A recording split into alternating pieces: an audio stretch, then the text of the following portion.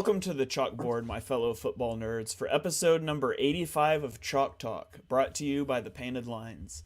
I'm your host, Shane Half, and you can follow me on Twitter at halfandhalf_TPL. I'm joined today by the best co-host in the game. You've heard him on the Tough Cover radio show. It is Mark Henry Jr. Give him a follow on Twitter at Mark Henry Jr. Mark, it's been a while. We missed the week before. I was out traveling. We're not going to try to cover 2 weeks in one because that would just go predictably awful. So if there's something you guys wanted to hear about week 15, I'm sorry. It's just lost into the nothingness. But Mark, how are you doing? I'm doing great. Had a great holiday. Hope everyone listening did as well. Hope Shane did as well. I'm definitely excited to talk some football. It's been far too long. And I'm sure there's going to be things that naturally come up in the swing of conversation about that we touch on with week 15, and we'll say, oh, we haven't talked in X amount of time. Last time we talked, we thought the Miami Dolphins were basically clinched into the playoffs, and then now it's not so much the same. So there's certain things like that I'm sure will come up naturally. Yeah, absolutely. And we won't try to relitigate everything, but I'm sure we'll hit on some of those storylines. If you are a fan of a team, because we cover everything on this podcast, if you're a fan of a team that has fallen out of the playoff race, sadly, you may not get a lot of coverage from us today, but rest assured your time is coming as we get closer to the NFL draft and draft season. We're going to focus a little more on some of the more playoff relevant games today, but we will touch on all of them. At least I'll say the score. I don't know. Sometimes we might next a game or two, but let's dive in as we always do with the Eagles and the Cowboys. The Eagles travel to Dallas on Christmas Eve and they lose the game 34-40. There's Mark back. We lost him for just a second. The Eagles lose 34-40 on Christmas Eve at Dallas. Starting Gardner Minshew, starting a backup quarterback. I actually thought the offense looked pretty good, Mark. I mean, Dallas comes into this game with the number 3 DVOA defense, the number 3 EPA defense, and the number 7 defense in points per game. And the Eagles destroyed it with the backup quarterback until they didn't. I mean, they never punted. They had 4 turnovers. Obviously, Miles Sanders and Boston Scott each with a fumble, 2 interceptions targeting Quez Watkins, a turnover on downs at the end of the game. But the Eagles moved the ball up and down the field a little better than I expected. Yeah, I mean, if you would have told us before the game that our brand new punter wasn't even going to punt, I think we would have felt pretty good. It's funny. The Gambler, the radio station that I do the Tough Cover radio show on, every week they do the All Pro Philly show where they have an Eagle come on. Usually it's TJ Edwards. It's TJ Edwards' show. He goes on every week. The last 2 weeks he's been busy. I don't know if it's the holidays, but he threw I think Anthony Ellis is his name, the special teamer, or Christian Ellis, actually, not Anthony Ellis. Christian Ellis went on the show. This week, it's Brett Kern, the punter. They sent the punter to do the All-Pro Philly show, and I was thinking, like, what's he going to talk about from the game? He didn't punt the ball. But yeah, I think that my number one takeaway from this game, and it's funny to say because the team that won is obviously the Dallas Cowboys, but it's been a takeaway of mine kind of over the last 3 weeks. Taking a look at what Dallas has done on defense, where I think for a long time, we put Dallas in the Super Bowl contender tier. And a big part of the reason we did so was because we assumed they had a top 3 defense in football. We assumed that pass rush and Parsons would be an absolute terror for anyone, especially going into Dallas, and especially if you're without your starting MVP level quarterback. But I think we've seen for 3 weeks, whether it be the game that was way too close against the Texans, whether it be the Jags hanging a 40-burger on them last week, or whether it be the Eagles scoring 34 and never punting, I think we're seeing that this Dallas defense is a lot more ordinary than we ever could have imagined. Yeah, and they've been plagued by some secondary injuries, but playoffs are coming, and there's not much time left to get healthy for by and large, what you have is what you're going to get in the playoffs. And their offense is certainly operating at a very high level right now, but their defense leaves something to be desired. And you saw it in this game. Devonta Smith and A.J. Brown, they were just ridiculous in this game.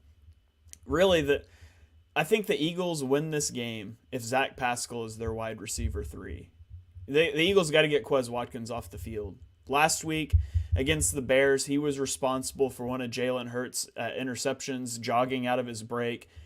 I would argue he's responsible for both of the interceptions in this game. If you want to go back to the Commanders game, they lost. He fumbles the ball off of a dart from Jalen Hurts that should have won the game. Like, you could argue the biggest factor in both Eagles' losses has been the play of Quez Watkins. And I liked Quez. I thought he might have a good year this year as a vertical threat, whatever. But the lack of effort that he's had on some huge plays in the last 2 weeks, I think you got to make a statement if you're Nick Sirianni, Shane Steichen. I think you got to put him behind Zach Pascal, at least for the next game. Yeah, I almost think of this. I know you're not a basketball guy, Shane, but I almost think of this a little bit like the Sixers. Joel Embiid, Tyrese Maxey, James Harden, and Tobias Harris are very much the core of the Sixers. You just have to find someone to fill that fifth spot in the lineup that's not going to actively hurt what the other guys are doing. And with the Eagles, your core four is very clearly weapon-wise. It's Miles Sanders, it's your two receivers in Brown and Smith, and it's Dallas Goedert. You just need your third receiver not to hurt you. And Quez Watkins is actively hurting you. And just like you, I've had optimism about Quez. I mean, when you have a guy that's as fast as Quez is, it's hard not to kind of get infatuated with some ideas on how to get him the football, because you know that he has that home run speed and that breakability to turn any play into a huge play. But why are we throwing him like third down slants and you know, these tough go get it balls when clearly strength is not something that I would consider a strength for him. So yeah, if you're going to play Zach Pascal as your number 3 receiver and basically say, all right, you're getting basically no targets unless everything goes wrong, but please go out there and don't make silly mistakes and block your butt off, basically. I think that's probably the correct decision. I think they'll make it. Like, I think, you know, Sirianni is a former wide receivers coach. He's a former wide receiver. There's no way that Sirianni is okay with the level of effort that Quez has been putting out. Yeah, we got Quentin chiming in on YouTube, says hopefully Lane Johnson is back before we see the Cowboys again. And that's a big point. Yeah, go ahead. Real quick, I want to just touch on this because I want to I wish I would have tweeted this because I was about to, and then I deleted it because I really just didn't want to get in an argument that didn't make any sense. But Lane Johnson, to me, when he went down on Saturday, that looked like a very serious injury to me. That's at least how I took it. When I saw that, I kind of assumed that it would come out that he had a torn groin or something terrible and he was done. So then when the news came out that it was an abdominal injury and that he will miss the regular season, and the initial report said pain management will be key for whether or not he plays in the playoffs. When I read that, in my head, that basically meant, oh, Lane's playing in the playoffs. Because when that report came out and it said, hopefully pain management will be key, or hopefully they'll get him back for the playoffs, to me, there's no way Lane Johnson's being kept out once that's the wording. And everyone reacted to the injury report like, oh my God, what a disaster. Like, this is the worst case. And it's like, did everyone watch the way he was on the ground? Like, I thought he was done. So this being like, maybe he's playing or he's probably playing in the playoffs, like, I viewed that as massively positive news. But the way everyone reacted was like, oh, what a nightmare. And it's like, I guess I was just shocked by the reaction. Yeah, Ian Rappaport said it was a torn adductor in his abdomen, and he's going to put off surgery for the offseason to rehab for 2 or 3 weeks and will play in the playoffs. So he will be back. The question is, at what level will he be back? I mean, 75-80% of Lane Johnson is still a darn good offensive tackle, but probably top 10. Yeah, it is troubling, though. The Eagles have been largely healthy all season, and the last thing you want to do is get banged up the last few weeks of the season. But you have Jalen Hurts against the Bears going down with this SC joint sprain, and then you have Avonte Maddox getting injured, and I'm not hopeful that we'll see Maddox again this year. They just said it was a significant injury and he would miss significant time. You got Lane Johnson will be coming back off of injury.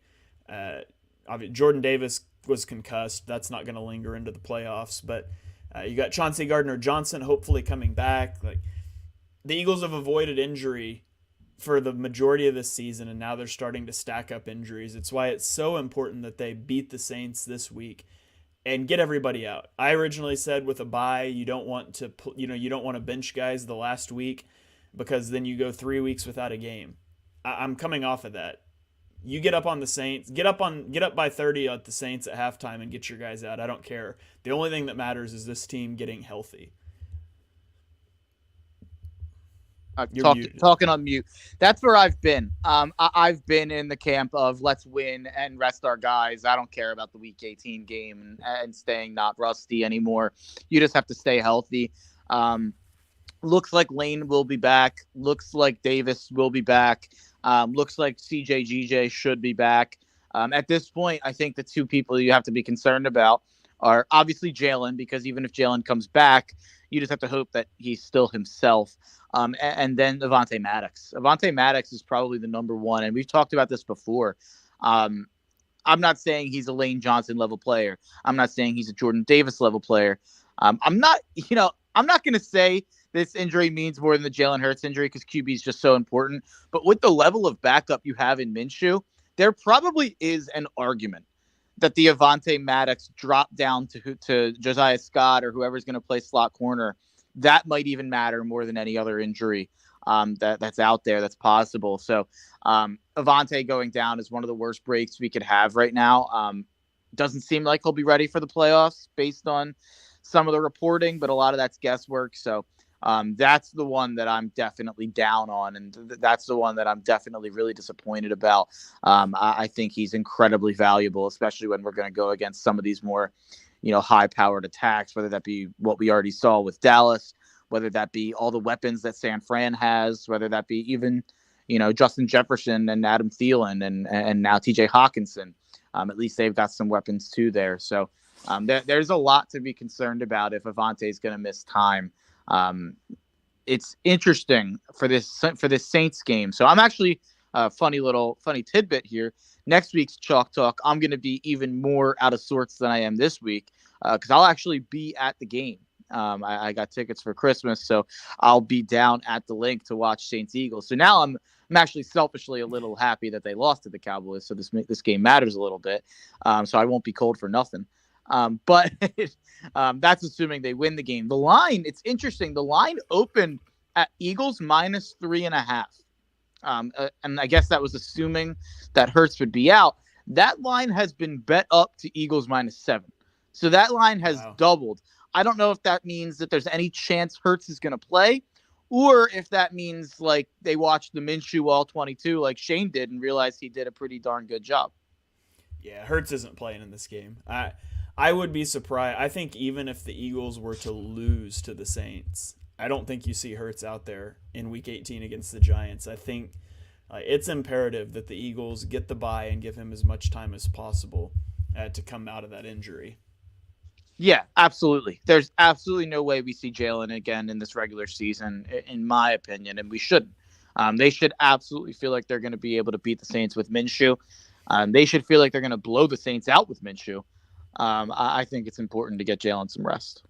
Yeah. The one. If they lose this week, then you probably have to break him out for the Giants game. Yeah. See, I don't even know if that happens, but hopefully we never find that out. Yeah. So on the defensive side of the ball, they gave up 40 points, 20 points off of turnovers on varying degrees of short fields. There's been a lot of consternation about the defense, and as I watched the All-22, I've just seen a lack of execution. Obviously, you give up a 3rd and 30. Josiah Scott, that's 100% on Josiah Scott. Maybe you don't like the play call, but Josiah Scott should have made that play. Even before that, though, you have the second drive of the game. It feels like the Cowboys' first drive because of the pick six early on, but their first long drive of the game, you dial up a blitz for Avonte Maddox out of a condensed set, and he gets a free run at Dak, and he's unable to bring him down, and Dak extends the play, gets first down, they end up scoring. You get a 4th and 8 penalty on Darius Slay. You get James Bradbury in man coverage on CeeDee Lamb with safety help to the inside, but he plays with inside leverage, which is a big no-no, and he gets beat to the outside back corner of the end zone. Like, it was just miscue after miscue, miscommunications by the defense, and that's very uncharacteristic of the defense. And I'm sure some of it has to do with Josiah Scott being inserted in the middle of the game, but by the same token, he's played for Avonte Maddox in an extended stint before. It was just an off game for the secondary. I thought the pass rush was good. I thought the communication issues with the secondary were abnormal, and I thought Kazir White was absolutely terrible in this game. It kind of makes you wish that the Eagles had been playing Jordan Davis a little bit throughout the year, because Kazir White's fallen off a cliff the last few weeks, and it'd be nice to have a rookie that you could go to with some experience, because you're not going to throw this guy in playing like 12 snaps prior to this, but it'd be nice to have him as part of that rotation. You said you wish Jordan Davis was playing. I'm assuming you meant Nakobe Dean there. Oh, yeah, sorry. I meant Nakobe. I wish they'd given Nakobe Dean 10, 15 snaps a game, throughout the season, because I would absolutely make that move right now. Kazir White's been dreadful, but I don't feel like you can make that move with a guy that really hasn't played all season that's a rookie. Yeah, I agree. You probably can't make that move. I'll tell you what, that is something that's very interesting to me these next 2 weeks. They should absolutely get Nakobe Dean some work these next 2 weeks, like especially week 18. If they win, Nakobe Dean should play every snap and just see what you have and see what you need to work on, because I'd be pretty shocked if he's not playing next year. At least a much larger role in terms of sub packages. So I think Nakobe Dean should play a lot more. Eagles gave Blake Jarwin a tryout today. I did not know that. What do you think, Shane? Yeah, I mean, he could make sense to bring onto the practice squad. I don't care too much either way. I don't think it's a big deal. I think they haven't brought a lot of guys in to work out that they haven't ended up signing, at least to the practice squad. So I think you could maybe see him as some depth. Obviously, Tyree Jackson's out now, and maybe they want to get into more of those 12 and 13 personnel sets, but I really don't think it's too much of a big deal.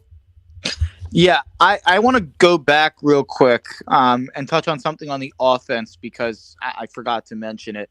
Can we talk about how Miles Sanders stunk in this game? Yeah, it was a bad Miles Sanders game. Bad. And it didn't hit the right holes. There were holes to be hit, too. And it felt like he was choosing wrong after a year of choosing right. And after a year of running hard, it kind of felt like last year's Miles Sanders in this game, or I should say just the last few years of Miles Sanders is what it felt like in this game. And obviously the fumble, where I'm not sure it was even touched. That is just, I mean, that's a killer. Like, this offensive line and this system is so predicated on helping the running back and making the running back look so much better than they are. You can't have bad games like this. And I know that that's like unfair. He's a Pro Bowler. He's having the best season of his career. I would simplify that and say he's been in the best system in the NFL for a running back this season. And he's been good. He's been better than I could have hoped and better than I would have expected. But in a game like this, especially with your backup quarterback, where it's on you to help that guy out, it's on you to step up. And he just didn't do that. I think I hate when people do this on podcasts, but I saw a thread from someone that was going over some Eagles plays. I'm going to try to find them on Twitter and give them a correct shout out. But he was kind of going through a lot of the running and talking about the Miles Sanders issue and saying what I've been saying for a very, very, very long time. They very much miss Jalen Hurts in the run game, not just for Jalen Hurts, but for Miles Sanders here and for their running backs, because you could see that the defense was much more decisive on attacking the running back on plays where in the past they have to stay, double-minded on what Jalen Hurts is going to do with the ball. So I think for everyone out there that says it's all the offensive line and, it doesn't really matter who's playing quarterback and it's the system and all that stuff, I think we saw this week that that's not the case. I think Jalen Hurts tremendously impacts the running ability outside of just his own legs. Yeah, there's two things you can do to help a running back. One is have a great offensive line. One is have a mobile quarterback. And when you take one of those away, Miles Sanders really struggled. And I really thought with Gardner Minshew that they would get under center and run the ball more. It's so hard to run from the shotgun if your QB is not a running threat.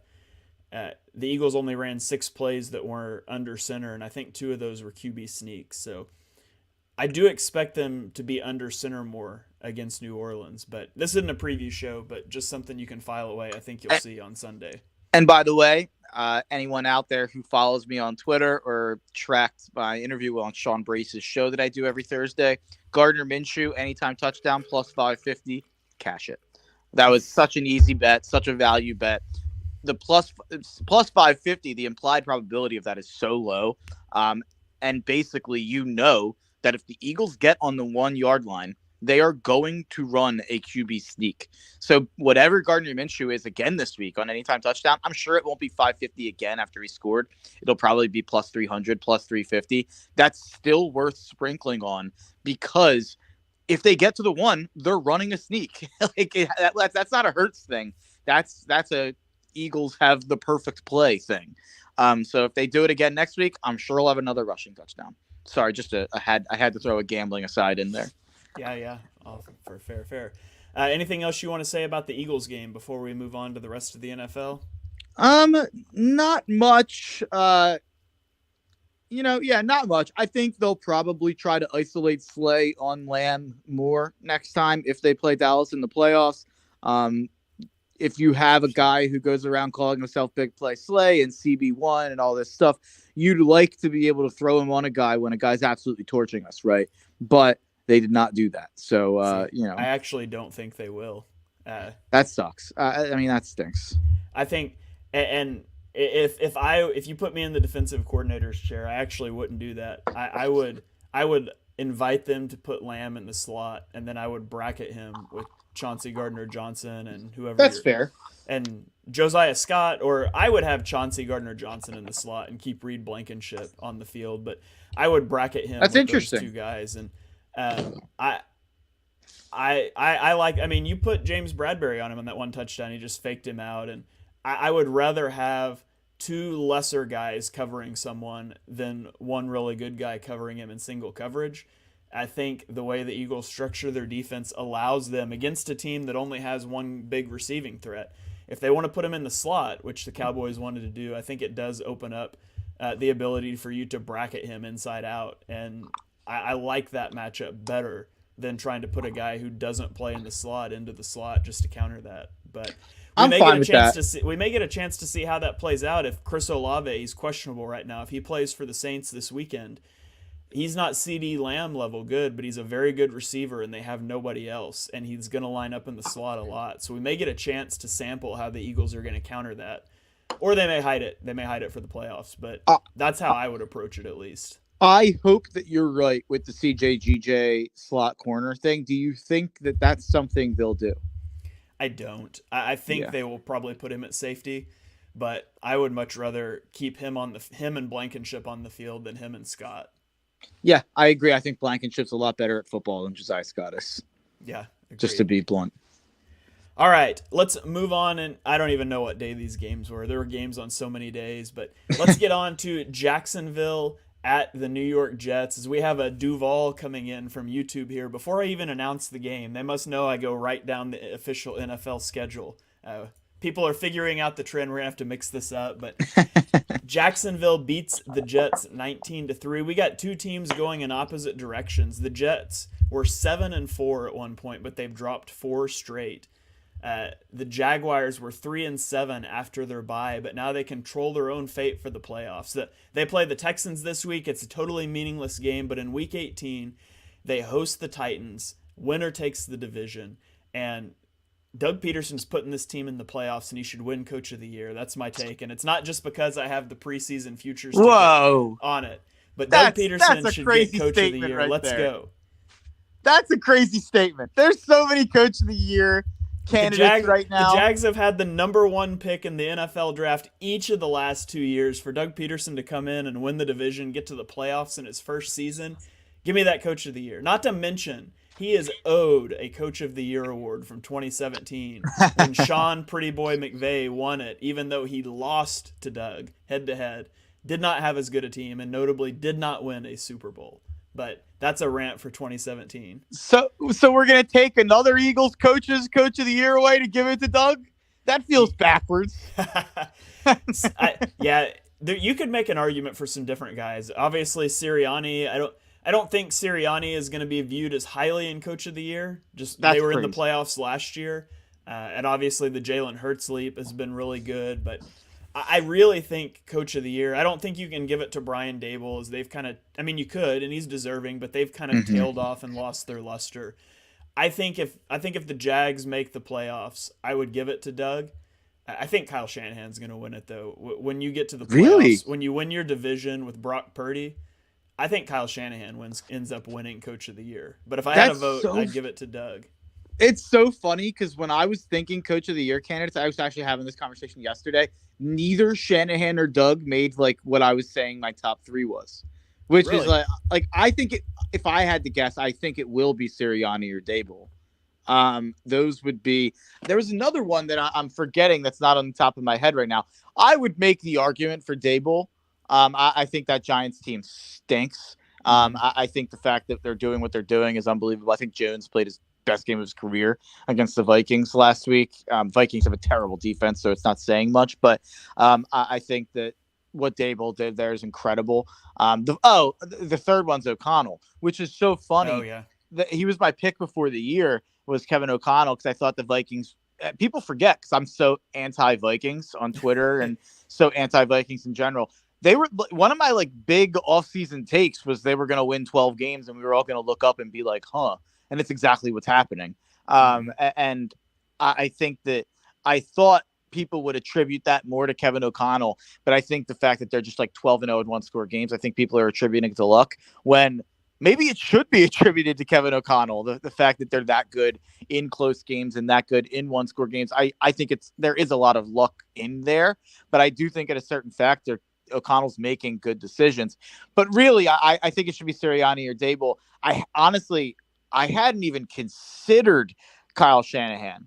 So that's fun. And you know me, like I'm the biggest Shanahan. I'm a Kyle Stanahan. But I hadn't even really considered him as one of the candidates. It makes sense. 3 different quarterbacks and obviously so much, turmoil. Even, Debo's missed time. Mitchell's out. They traded for McCaffrey. They ingratiated him halfway through the year. So he's definitely done an incredible job. I kind of thought Sirianni would be one of the guys in the mix because of what Jalen Hurts has turned into. And I think you can probably credit Sirianni for that more than anybody. I just pulled up the odds, and right now, Nick Sirianni is minus 225. Wow. Dan Campbell is plus 250. We didn't even mention him. Wow. Yeah. Kyle Shanahan plus 2,000. Brian Dable plus 2,500. Kevin O'Connell plus 2,800. Doug Peterson plus 2,800. Yeah, they know. Doug Peterson doesn't deserve Coach of the Year. They should give like a retroactive, like horrible human of the year to Urban Meyer. Because that team was not as bad as it performed last year. That was just all Urban Meyer not knowing who Aaron Donald was and forgetting that he was an NFL coach. Yeah. The other thing in this game that really sticks out with the Jets is so Zach Wilson, obviously Mike White can't play. Zach Wilson was basically booed off the field and then benched for Chris Streveler, which ironically the first play of the game, he lined up as a wide receiver. He's not a wide receiver, but you could make the argument that Zach Wilson was benched for a wide receiver. Zach Wilson's done in New York. I don't care what Robert Saleh says. He's done. The Jets, man, they're wasting a good defense with an awful decision at quarterback, and they got to win out now, and they've got to hope for some help just to get into the playoffs. And I don't think they can do it unless Mike White manages to get back. Unless he happens to find a doctor that will sign off on him playing again, which he's apparently tried very hard to do. I think he found it. Oh, did he? Good. Yeah, it looks like he's playing. It looks like Mike White is playing, and they said Zach Wilson will be inactive for the rest of the year. So they'll keep Flacco and Streveler as the backups. I think we'll talk about this game more than some of the other games because it does have implications. I think there's a lot of games we'll just skip right by.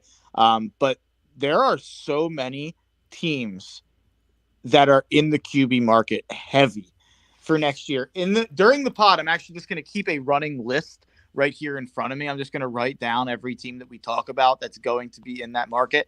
The Jets are going to be in that market, whether that be to go up and get a guy in the draft or whether that be to go out and get a Garoppolo or a Carr or try to target Lamar.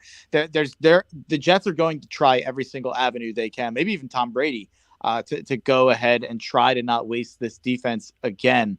But the Zach Wilson thing is unbelievable. He played one of the worst games you'll ever see in the NFL. And, props to me and Shane for in the midst of that kind of winning streak for the Jets where they were stepping up and Wilson was not the stats weren't as bad as they were last year.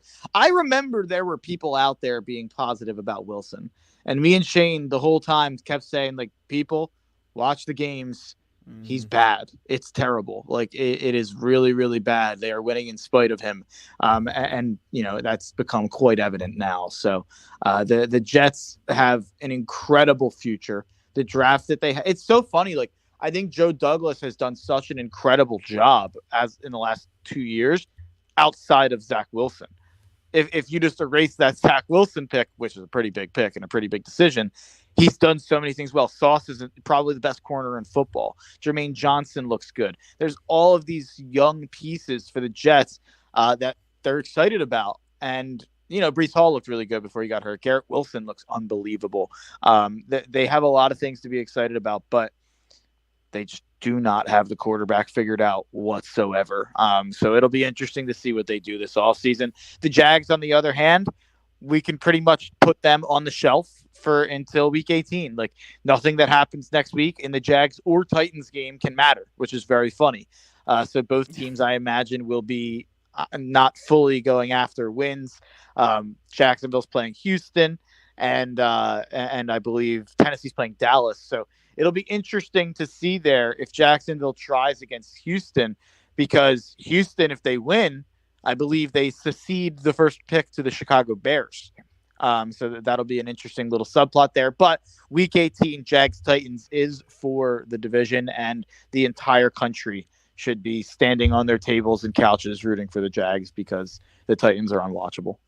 Yeah, we got Ellis Rogers chiming in on Facebook, says go Jets, and then he does say, yeah, the Jets do need a quarterback. So let's move on to the Atlanta Falcons at Baltimore. The Ravens win 17-9. This is 3 wins in 4 games for Baltimore without scoring more than 17 points. Now, obviously, they're starting a backup quarterback, and they're hoping to get Lamar back, but this offense has looked bad. On the Falcons side of the ball, Desmond Ridder looked better, I thought. He had some moments that he looked nice, but, he's still got a lot of flaws. He's a rookie making his second start.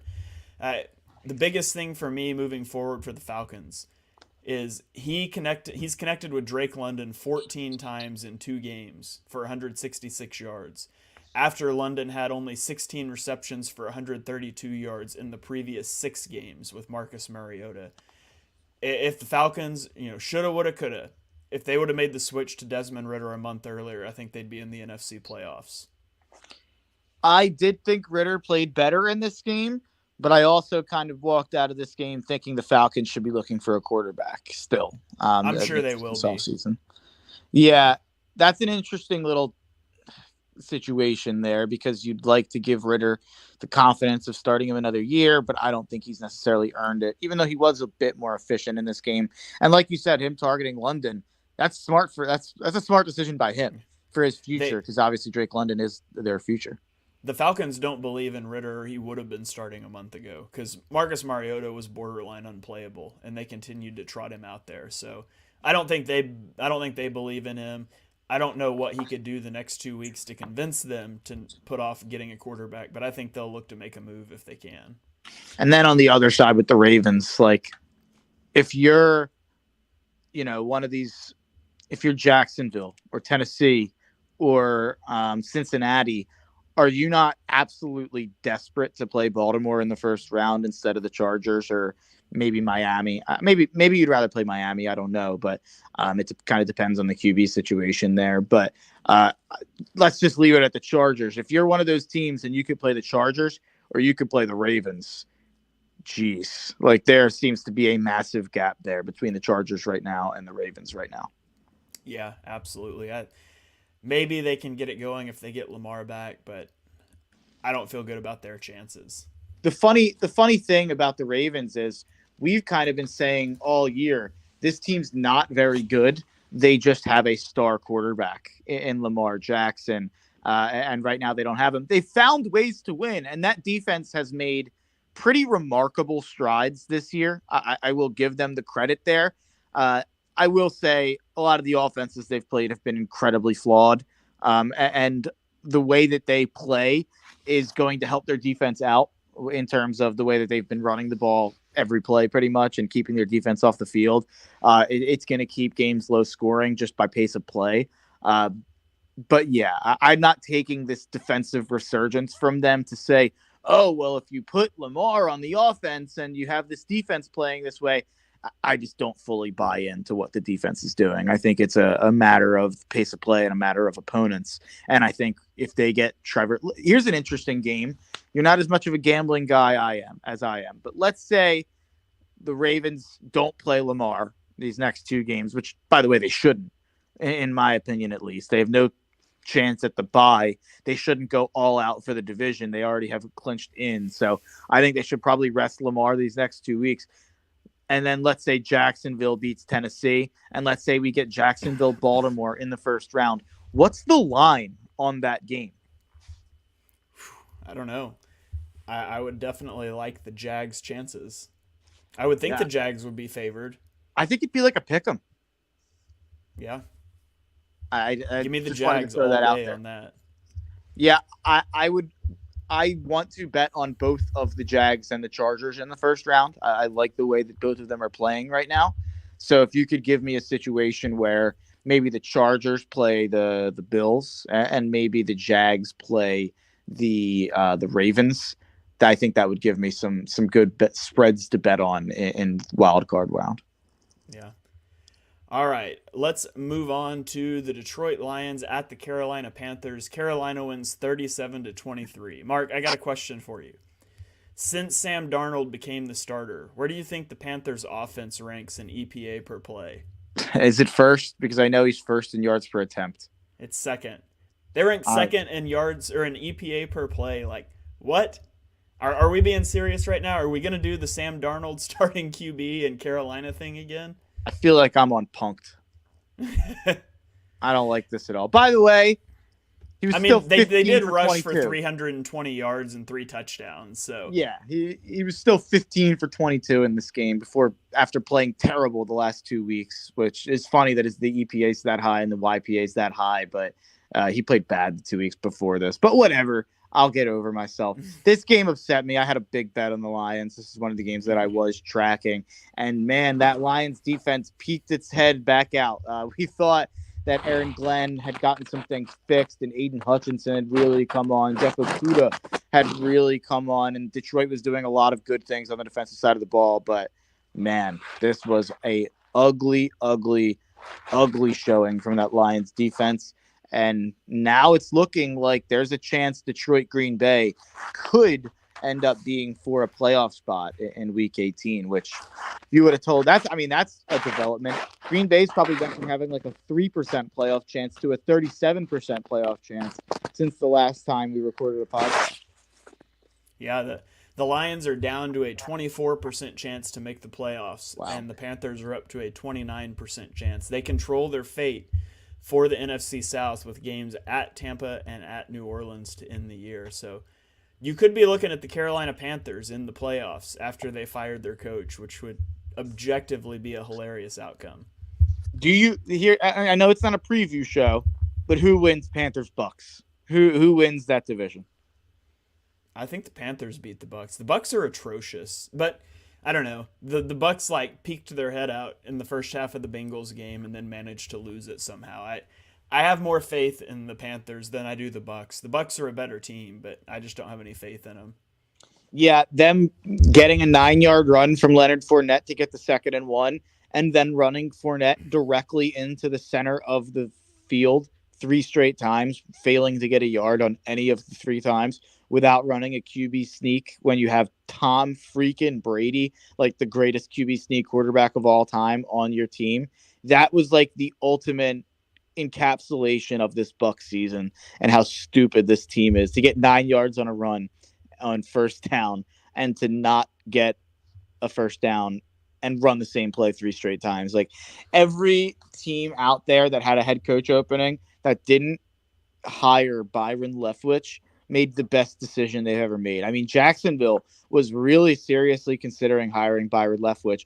You got to think they're thanking their lucky stars that they went with a Super Bowl winning coach in Doug Peterson, because man, it seems like Leftwich is an absolute buffoon.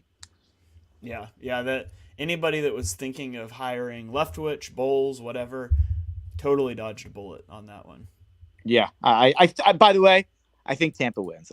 I say it every week, but I think Tampa finds a way to win that game and get us in the playoffs. And we all know this is leading towards Tampa miraculously somehow upsetting Dallas, because for hilarity purposes, Tom Brady coming back from the dead after going 8-9 and barely making the playoffs to beat the Cowboys would objectively be one of the funniest things in NFL history. It would, yeah. Okay, Buffalo at Chicago. Buffalo wins 35-13. Buffalo's getting a rushing attack now. They had 254 yards on 31 attempts with 3 touchdowns. Unfortunately, they do need it because Josh Allen has struggled over the last few weeks, but the Bills clinched the AFC East for the 3rd consecutive season after going 24 years without winning the division. They're currently ahead of the Chiefs for the 1 seed with 2 weeks left.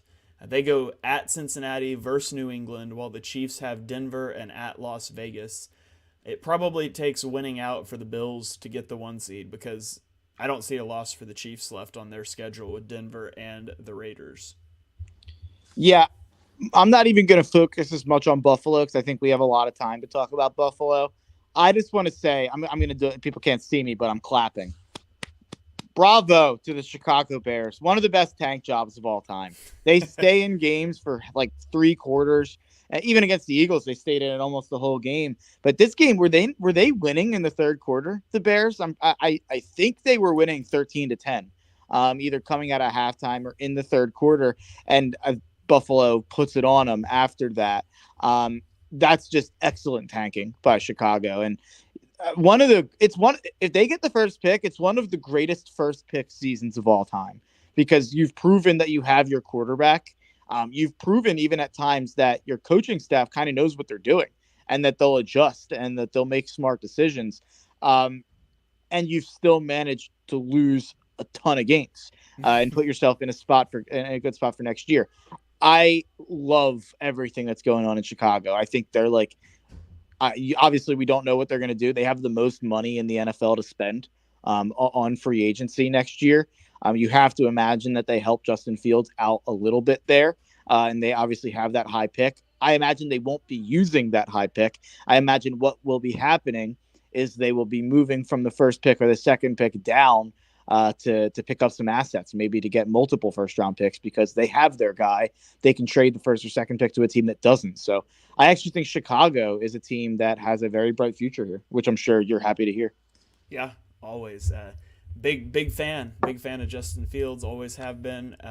Really hope to see the Bears build a team around him that will just come up short in the NFC Championship game to the Eagles every year for the foreseeable future. So it is nice though. Like, obviously, I have my quote unquote guys, my draft children, and it's a shame that they've gotten too good that I can't even like claim them anymore. Like Lamar and Mahomes are my 2 draft children. Obviously, Shane knows my more recent ones, like Gregory Rizzo and some of those guys that I've been very, very high on. Kyle Pitts, which necessarily hasn't been that great yet. Devonta Smith. I have those types of guys, but the quarterbacks are the ones that I really get behind. And I guess I have Tua. So that hasn't been as good for me as of late. But I've got all these guys. It's cool going forward that Shane has his guy. Shane's guy is Justin Fields, and it has been. So it's nice that Shane has that second team to root for. And we both have Jacksonville to root for because of Dougie P, obviously. Yeah, absolutely. All right, let's go to one of the coldest football games I've ever seen. New Orleans at Cleveland. It was 7 degrees at kickoff for this game. New Orleans wins, which sucks for the Eagles, 17-10. They threw for 92 yards, but they got the win. On the flip side, Cleveland was shut out in the second half as Watson posted his worst passer rating of his career And man, you just hate to see that. And that's all I got on this one. I can next this one. Yeah, who's regretting their decision more right now, Cleveland or Denver? Ooh, it's a good question. Because Denver, yeah, it's easy to say Denver with how bad everything is, but you do have to attach like the utter morality of the situation with Cleveland. Like, if you're going to throw your morals into a dumpster in the back alley, you at least want to have some football success to show for it and something to show for it with Deshaun Watson. At least Denver was trading for just like a corny guy, like Cleveland was trading for, a monster. So I almost want to say that I think Cleveland should feel worse about themselves right now. Yeah, I'm good with that take. Okay, Seattle at Kansas City. The Chiefs win 24-10. They got out to a 17-0 lead, and they sort of coasted it in from there. Seattle continues to tumble. They're now down to a 27% chance to make the playoffs. Surprised it's that high. Yeah, I am too. It feels like they have almost no chance, to be honest. Yeah, that's exactly how I feel. They are not the team that they were. I think losing Lockett is so huge for them. I think Tyler Lockett is one of the most underrated receivers. Actually, you can remove the word receivers there. I think you could put underrated players in the league. I think it was Warren Sharp. I don't know if you saw this. He put out a tiers of wide receivers. I think it was Warren Sharp, but it could have been Solak. It was one of the two. For the Ringer that put out a tier of wide receivers. If you could, I might go send it to you. It actually might be something fun to pull up and discuss. But I saw people freaking out because they put Tyler Lockett on like tier 4, and people were saying that he was better than everyone in tier 3. So I do think losing Lockett was huge for this Seahawks offense, and Geno has turned into a pumpkin since he's been gone. Yeah, that trip to Germany. It really killed the Seahawks, it seems like. It really did. I'm going to send you that. I'm going to find that tweet and send it over. Okay. That's good. That's like prime off-season podcasting content right there. We're going to have to do the same thing. I just want to do like a quick look. Yeah. And just a reaction. I'm pretty sure it's Solak. So I'm going to look at it right here. Yeah, I found it. I just DM'd it to you. Sorry, this is bad podcasting for the people out there. That's all right. I'll take a look at it here. So, okay, let's move on to the Giants at the Vikings. The Vikings win 27-24. Minnesota won by 3 on a last-second field goal. Sure, why not? They're 11-0 in one-score games this season, which is a record in NFL history for one-possession wins. Like, it's just unbelievable. I don't know what sort of black magic is going on in Minnesota. I still don't think the Vikings are a good football team, and yet here they are, still have a shot at the 1 seed. The Giants lost the turnover battle in this game 2-0. They lost the penalty battle 7-2, and one of the penalties negated an interception of Kirk Cousins. For the Giants, Daniel Jones threw a key interception in the fourth quarter, but other than that, I thought he played pretty well. He was 30 of 42 for 334 yards and a touchdown. And he really has no receivers to work with. Here's the take. The Giants can win this game. And I think if they matched up with the Vikings in the first round of the playoffs, I think they're walking out as a 7-seed victor. Yeah, I agree. And I think if you're the Giants, you're desperate to face Minnesota instead of San Francisco. There's such a massive difference between facing those two teams right now. I don't know if I'd pick the Giants in that game, but they'd have an absolute chance to win that game. And I'm sure I'll be betting on whoever that 7 seed is. I personally kind of hope it's Green Bay or Washington, because I still think those teams are better than New York, even though Washington lost and tied New York. Can you imagine a 7 seed Green Bay who has bullied Minnesota for years going into Minnesota in the first round of the playoffs as a 7 seed and upsetting them? Yes, because they're favored this week. Yeah, I know it's in Green Bay, but they are favored in that game against the Packers or against the Vikings, which is just very, very funny. So I think that says a lot right there. It says everything we need to say pretty much about the Vikings. I actually did walk out of this game feeling better about the Giants. And for a long time, I've said Daniel Jones is like not a top 25 starting quarterback. And I think he stinks. And I've said all that stuff. I'm starting to think that I've probably disrespected him too much. he's probably like the 22nd best quarterback. I still don't think he's a franchise guy. And I don't think the Giants should build around him. But I've probably disrespected him a little bit too much. The other notable Vikings thing in this game is Justin Jefferson now holds the Vikings single season receiving yards record that was previously held by Randy Moss. So I know MVP is a QB award. Non-QBs don't have a shot. Justin Jefferson should win the MVP this year. I think Mahomes is. I still think Mahomes should win it over him, but I think he should be in the conversation. If it was last year, what's more impressive, Patrick Mahomes quarterbacking a very good offense that Travis Kelce, or Justin Jefferson being very good when Kirk Cousins is his quarterback? No, it's an argument, and he probably should come in second. He probably should come in second now without Hurts, but I would probably still say Mahomes. But if Jefferson did this last year, I would have argued that he deserved to beat Rodgers for what Rodgers did last year for MVP, because you heard me argue that Kupp deserved it last year, and I think Kupp. I'd have to look at it. Comparing Kupp's season last year with Jefferson's season this year would be an interesting activity there. I'd be curious to see how that lines up. Did you get a chance? Did you see that DM with that wide receiver tiers? Well, I saw you sent it to me, but I didn't look at it yet. Here, pull it up and share it real quick. Now, since we're talking about Jefferson, it's only natural. Okay. I would say that, just real quick for the people out there, Justin Jefferson is still not Randy Moss. I've seen a lot of that. I saw Chris Carter say it. Randy Moss is the greatest receiver I've ever seen. Justin Jefferson can get there, but I think it's premature to put him on that Randy Moss tier quite yet. I think Randy Moss was in a foregone era where we weren't passing a ton the way we are now. Okay, here it is. Elite tier: Tyreek Hill, Justin Jefferson, Devontae Adams, Jamar Chase, Cooper Kupp. I've got no issues there. Yeah, my whole thing on that is, like, you could 100% convince me that Stephon Diggs, any of Stephon Diggs, AJ Brown, Deebo Samuel, or CeeDee Lamb are more talented than Devontae Adams. Like, I wholeheartedly believe that, but I know that the Devontae Adams stats are pretty crazy.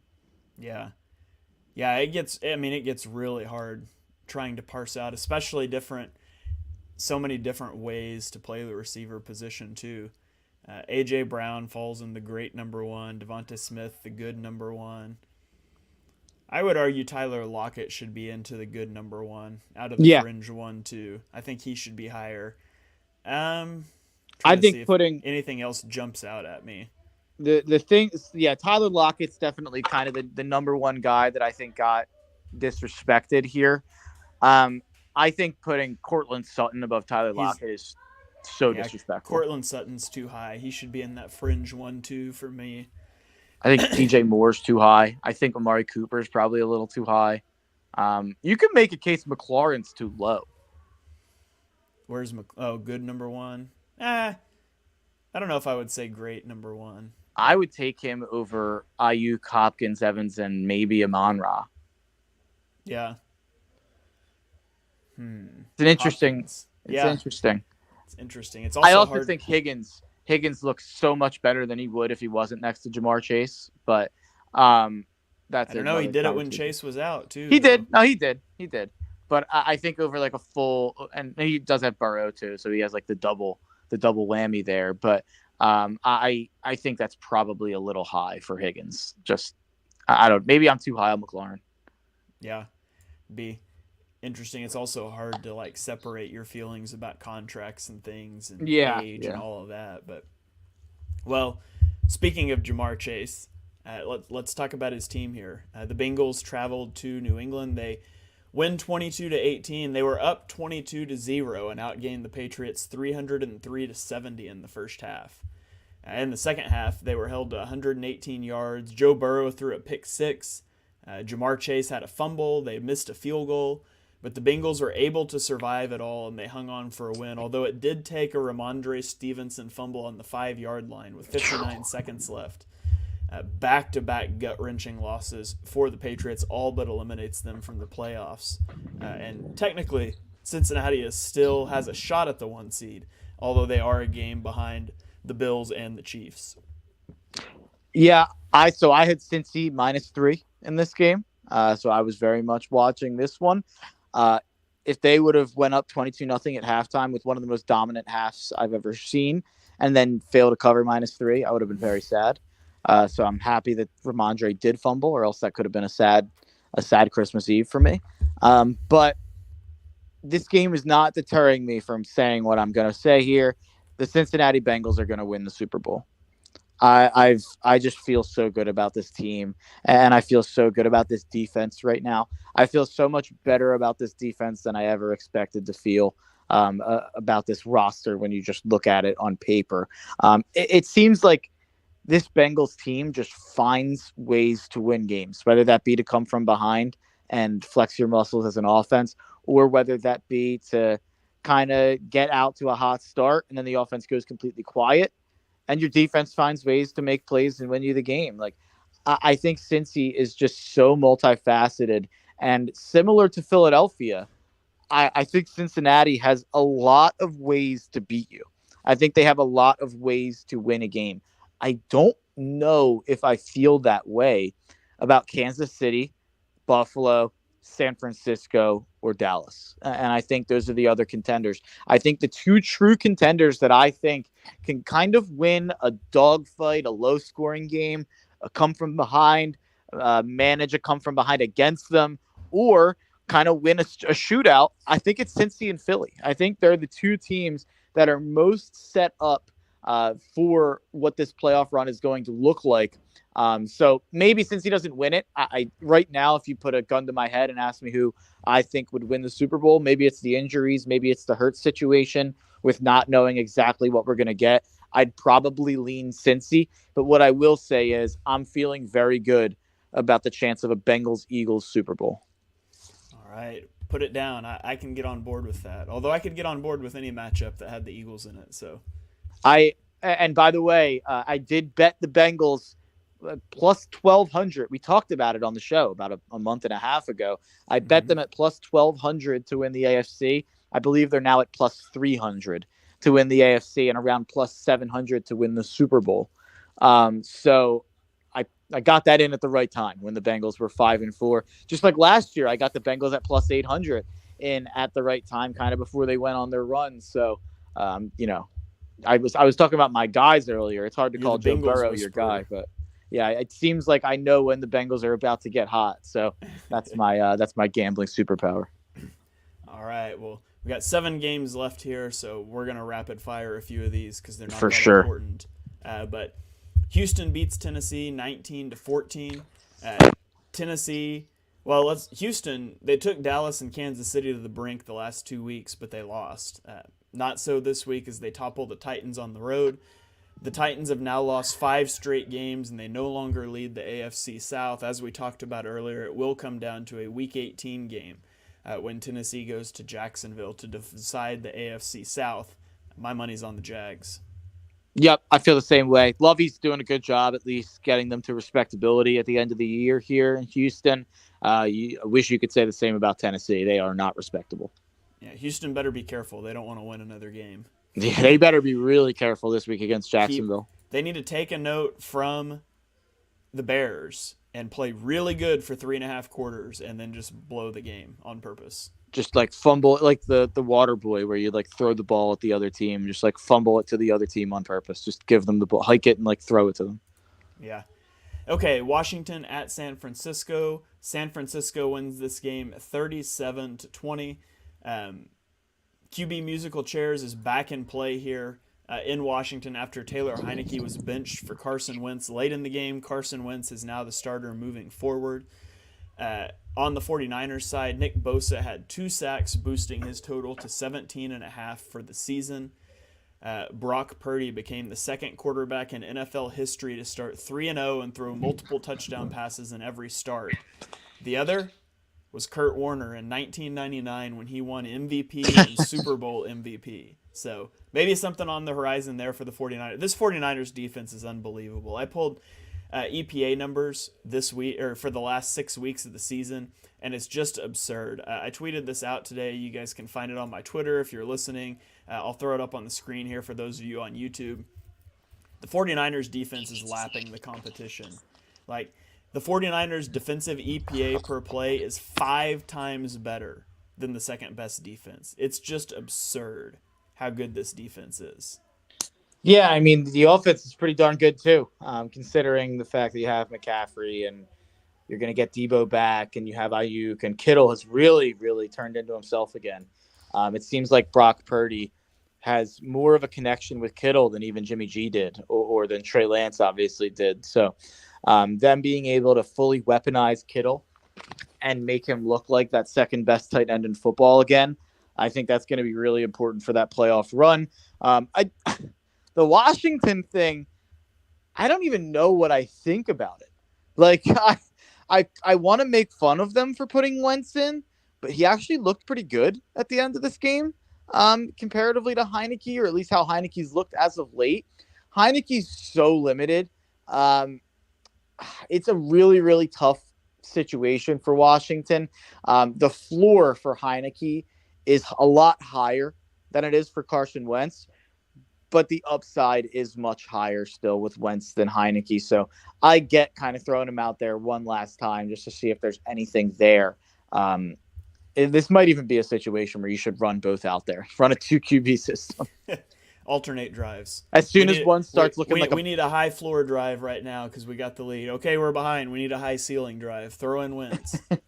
It should just literally be like they should have like a bonehead meter. And, like, anytime they feel like Carson Wentz is about to do something really stupid, be like, all right, partner, like, whoa there, settle down. Like, we're going to put Heineke in. And, like, if Heineke starts, like, celebrating personal flags, then maybe put Wentz in. It's a weird situation there because that's another, like, they're not Jets level good. But if you look at how the defense performed in, like, the last 6 games before this game, they were keeping teams below 20, like, every single game. So it's. And they have McLaurin, obviously, who we just talked about. Brian Robinson's been good. Antonio Gibson's a solid second running back option. Jahan Dotson's actually really stepped up over these last couple of weeks. They have guys. Washington has things to be excited about. They just another team like the Jets that just can't figure out quarterback. By the way, I lost track of teams looking for quarterbacks. I said I would make that list and completely lost track. We're at like 8 or 9 teams that we've talked about it with, though. It's going to be really, really interesting this offseason. Yeah. Okay, Raiders at the Steelers. The Steelers win 13-10. Kenny Pickett engineered his third game-winning drive of the season, going 76 yards in 10 plays, capped by a George Pickens TD.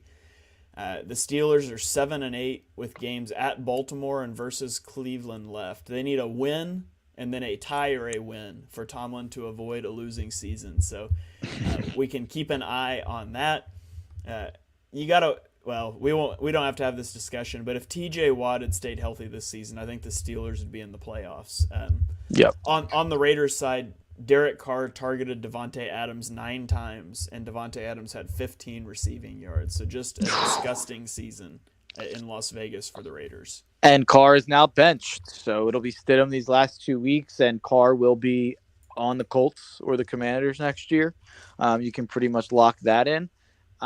So it looks like the Raiders very much will be in the mix in that quarterback market. So it'll be interesting to see what they do there. Pittsburgh, obviously, this is just like Franco Harris. This is just like it's so insane that Franco Harris went out and he was supposed to be getting his number retired in this game. The Immaculate Reception was 50 years to the day. They were playing the Raiders, and he passes away.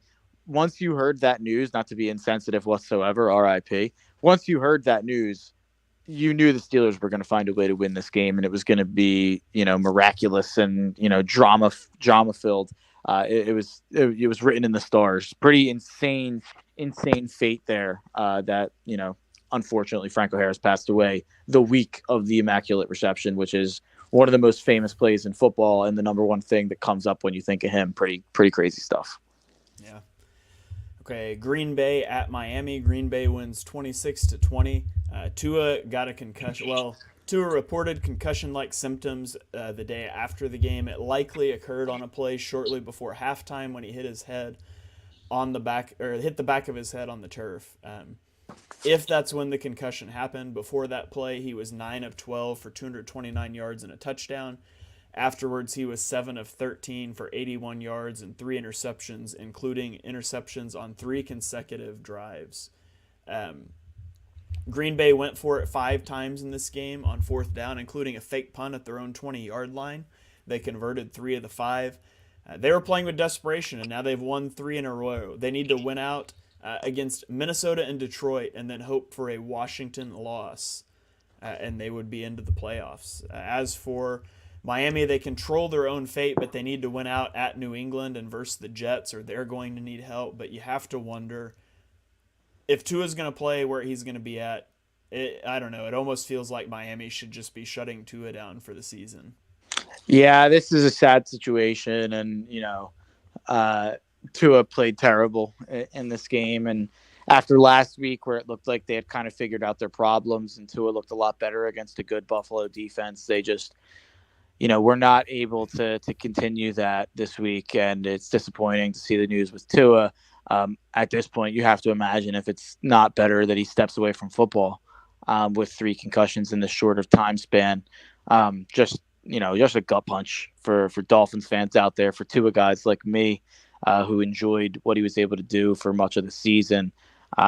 Just terrible news on that side of the ball. And I will say Teddy Bridgewater, as long as he stays healthy, because I think, did he get concussed last time he came in as well, or he got hurt? He got injured. I don't think it was a concussion. I thought it was like a finger injury, but I can't remember. It's been a while. Yeah, whatever it was, he was out for multiple weeks there, and they played Skylar Thompson, so they didn't really even get a chance to play a real backup. So it'll be interesting to see what Miami looks like with Bridgewater, as opposed to Tua in this game.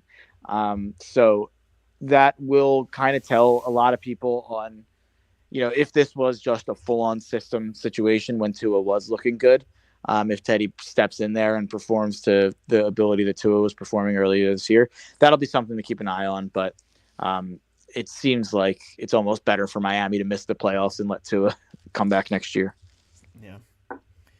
Okay, 3 games left here. We've got Denver at the Rams. The Rams win 51-14. They didn't punt all day. The Broncos defense looks like it's just given up. Russell Wilson threw interceptions on his first 2 drives. After back-to-back sacks in the third quarter where the offensive line did not help Wilson up, backup quarterback Brett Rippon got into it with an offensive lineman on the sideline. All kinds of disaster. Wilson ends up 15-27 for 1 touchdown, 3 interceptions. He took 6 sacks and had a QBR of 3.5. And then Nathaniel Hackett was fired after the game. I can't imagine who you could possibly hire to coach this team right now. If I was an NFL coordinator and I got the call that the Broncos wanted to interview me, I would go for practice in the interview. There is no chance I would accept this job right now. Given the fact you're stuck with Russell Wilson, you have no draft picks. This is the worst head coach opening in football. Yeah, I totally agree with you. And you said if you're a coordinator, you wouldn't go and interview with them, or you would go and interview with them, but you wouldn't take the job. So would the Broncos defensive coordinator, Ejiro Evero. He was asked to be the interim coach, and he said, "No, I'm good." I did not know that. That's pretty funny. Apparently, there's part of him that thinks there's no positives that can be done these next 2 weeks to help his candidacy for other jobs, because the Broncos defense was good this year. So he's out of there. He's out of there as soon as anybody offers him a head coaching job. Yeah, and he was even saying, even if he wants the head coaching job in Denver, he doesn't think being the interim would help him in the interview process there, and it'd be better to just do what he's done all season. So that's pretty interesting to hear a coach turn down a head coaching job, even if it's an interim one. So they actually are using Jerry Rosberg as the interim coach, which is the guy, the game management guy. Yeah, the guy after the first couple of weeks when Hackett didn't know when to call timeouts and didn't know what to do in the end of games. That's the guy they hired to bring in to actually manage the game. So he'll be the head coach, even though I guess he's been making the decisions all year, which haven't been good all year. But yeah, what an absolute catastrophe. Jamie Erdahl on Good Morning Football, and honestly, this is one of those things where on those studio shows, there's 2 opinions. And if you ask a question, someone has to take one opinion and the other person has to take the other opinion. They were asking whether or not this is a good fit for Sean Payton, Denver. And the one guy was like, I think it was McCourty. He was like, absolutely not. Like, why would anyone coach this team? And then Jamie Erdahl like ran down a list of reasons like why Sean Payton should coach the Broncos. And Sean Payton, I know you're a Chalk Talk listener. Please do not go coach the Broncos. That would be a terrible decision for you. Yeah. Well, yeah. Just go to an AFC team, but not Denver. Yeah. I mean, he just has to be praying that the Chargers lose by like 40 in round 1 and they fire Brandon Staley and they can bring him in. And Lombardi's the OC. I know everyone hates him, but that's Sean Payton's guy. Like, you could probably keep Herbert with the same guy and at least have Sean Payton tweak it.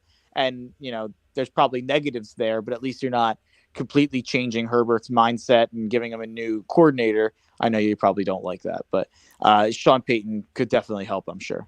Hey, if Sean Payton can convince Joe Lombardi that you can run routes more than 5 yards downfield, I'm all for it.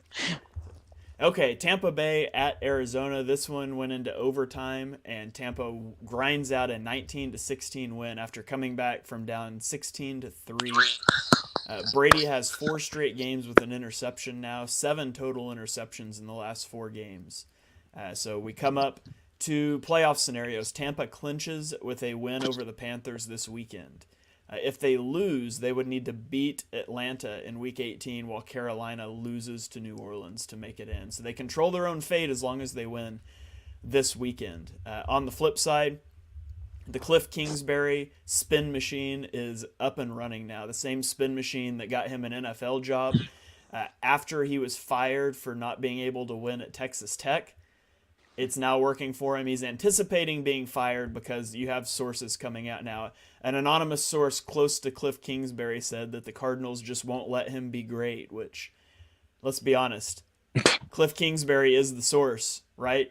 They won't let me be great. They haven't devoted enough resources. Like, the Cardinals have devoted more resources to weapons, to receivers and tight ends and running backs than any team in the NFL since Cliff Kingsbury was hired. And yes, they stink, but Cliff is part of the process to pick them.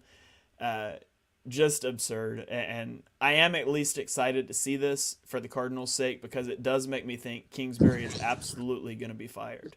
Yeah, now they waited to the point where now Kyler's probably never going to be the same player again after a massive knee injury that probably more than any other player in the league makes me nervous for him long term because of Kyler without next level athleticism and escapability in the pocket. There were already some concerns this year with that. So I think I'm extremely concerned about Kyler long term. And of course, now he'll get a competent coach probably. So it took a massive injury for them to realize Cliff Kingsbury is a total bimbo. But yeah, it's a shame. I'm actually surprised that Kingsbury wasn't fired earlier in the year so he could go and get a college job. Because now what's he going to do? He's just going to sit on like a studio show all season next year and tell us like, oh, this is what a coach should do. And it's like, yeah, you're an idiot. Why are you talking on it in a studio show? I'm not sure he knows enough to convince the average viewer in a studio show that they should listen to him. I don't know how he pulled one over on Cardinals brass. Yeah, but he looks pretty in a suit. They'll look at him and be like, oh, he looks like he'd be good on TV. Yeah. It's the only difference between me and Cliff Kingsbury. He looks pretty in a suit. I am going to steal that line though. I'm going to start saying to people, why don't you let me be great? I'm going to start that. Yeah, I mean, he is just like, ugh. Like one of my least favorite kind of just like consistent characters in the NFL over the last couple of years has been Cliff Kingsbury. Like having to talk about Cliff Kingsbury and how many, like we've had this conversation so many times where it's just like the same conversation every week with him and the same kind of points that we make every week with him. It's just one of those things where it's like, I'm so exhausted of this talking point and I'm just ready to move on and not have to think about Cliff Kingsbury. I am going to have to find a new punching bag for next year. And so maybe I should root for Joe Lombardi to retain his OC job in LA. So Matt Canada. Of the Chargers. Yeah, Matt Canada. The Chargers win 20-3 at Indianapolis. The Chargers were 8 of 18 on third downs. The Colts were 0 of 10. Nick Foles got the start for Indianapolis, and Nick Foles has the wildest career it may be in sports history. Like the 27-2 season with the Eagles, he gets traded to the Rams and he's benched, comes back to Philly off the bench for a Super Bowl MVP and a postseason win the next year, to the Jags where he gets benched, to the Bears where he gets benched, to the Colt, wherever he is in between. Like, I don't know what it is about this guy, but it's going to be an interesting 30 for 30 someday. But there's no reason for the Colts not to be playing Sam Ehlinger. I mean, is he good? 99% chance no, but he only got 2 starts. Like, your season's done. Put him out there and see if he can convince you not to go trade for Derek Carr like we all know you're going to do this offseason. Yeah, that'll definitely be what happens. Man, the Colts are, I don't know if there's many teams that I'd rather be a fan of. Like, they're one of the least interesting teams in football at this point going forward. So the Chargers, on the other hand, I think are, if you're looking for the team outside of that 6 I mentioned earlier, I think the obvious 6 Super Bowl contenders being Philly, San Fran, Dallas, Cincy, Buffalo, Kansas City, the best team outside of that is probably the Chargers. Mm-hmm. Yeah, they've won 4 of their last 5, so they clinched a playoff spot. Mike Williams and Keenan Allen are both back now. The Chargers' defense is coming alive. They've got 13 sacks in the last 3 games. They're heating up at the right time, although that only looks like scoring 20 points on the Colts, but they're getting healthy. Maybe they get Bosa back. I think I heard he's starting to practice now. Yeah. So you get Bosa back, Khalil Mack's starting to look better. They could potentially make some noise in the playoffs. I'm not hopeful. I mean, I'm hopeful. I'm not optimistic. I'm hopeful, though, that the Chargers could go make a run. And I will just say, because I've said it all year, I don't think enough credit has been given to the job Brandon Staley has done this year, because I think the Chargers have been so banged up. They've been so hurt, and they've had to change their identity so many times throughout the year to fit the guys that they had available to them. And I think Staley's done a great job, even if he does some weird stretching before games.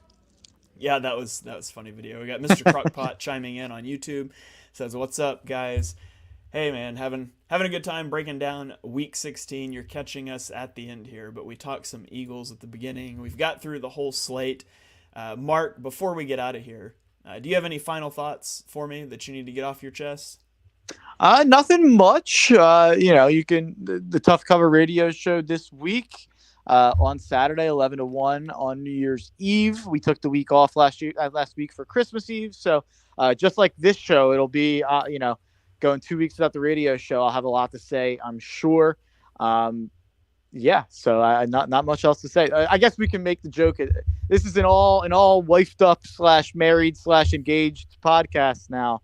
Since I did get engaged last weekend to my longtime girlfriend, so we are officially a non-single show. Sorry, ladies. Even though you can't see me. Sorry, ladies. Although you don't have many suitors because they don't ever see your face on here. So. Yeah, but that avatar though, that picture, that tiny little Tough Cover radio show advertisement, that gets the ladies going.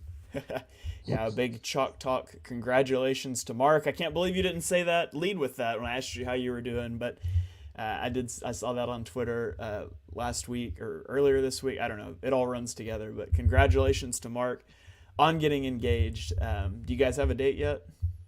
Summer 2024, probably June, July 2024. So long time away still, kind of, but yeah. All right. Well, for my final thoughts, I have a question for you, Mark, in my final thoughts. What is it? Why won't you let me be great?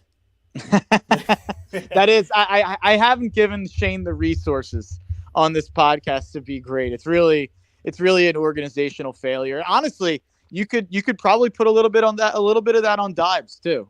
Dibes and the painted lines. They just haven't put Shane in the position to be great. It's I've been telling Dibes all along. He's got to let Shane be great. I really hope Dibes wasn't on the podcast 10 minutes ago to have any idea where that remark's coming from, because that would be the funniest possible timeline. But for real, though, my final thought is about the NFL playoffs. NFL, I want to fix your playoffs for you, because nobody wants to watch the 8 and 9 Buccaneers in a playoff game. So here's what we're going to do. Proposal for 2023 and beyond. NFL division winners should be guaranteed a playoff spot as long as they have a winning record. If the winner of a division does not have a winning record, sorry, you don't get a playoff game. We're going with a 4th wild card spot. Nobody in the NFC South deserves a wild card spot. Have some dignity.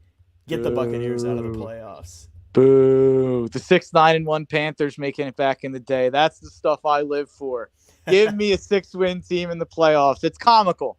I think I'm willing to move off of my point and just say if you don't have a winning record, you don't get to host your playoff game. It reseeds. But all right, I'm fine with that. I'm fine with that. I would prefer to get them out, but if we can't get them out, at least don't make a 12-win, 13-win 5 seed travel to an 8-win 4 seed. That's just ridiculous. I can get behind that. I do think it's very funny to track the very bad division every year. Like I think that's one of my favorite pastimes in the NFL. that and the coaching vacancy, the coaching carousel, which we'll be getting into probably 2 weeks from now when that all kicks off after week 18. But you guys will have to wait till episode 87 for that. I don't know if I can wait. That might be my favorite podcast of the whole year. Well, thank you guys for joining us for episode number 85 of Chalk Talk. If you enjoy what you heard on the show, and we know that you do, be sure you smash that subscribe button, turn on notifications so you don't miss the next episode. Drop us a 5-star rating and review on Apple Podcasts. You can follow us on Twitter. I'm at half_TPL. He is at Mark Henry Jr. _. You can check out my YouTube at Shane Half NFL. I've got an all 22 video out right now about play sequencing from the Eagles-Cowboys game. I'll have another one or two coming out in the next day or two. So be sure you check those out. So from me, from Mark, and from the Painted Lines, we'll see you guys next time.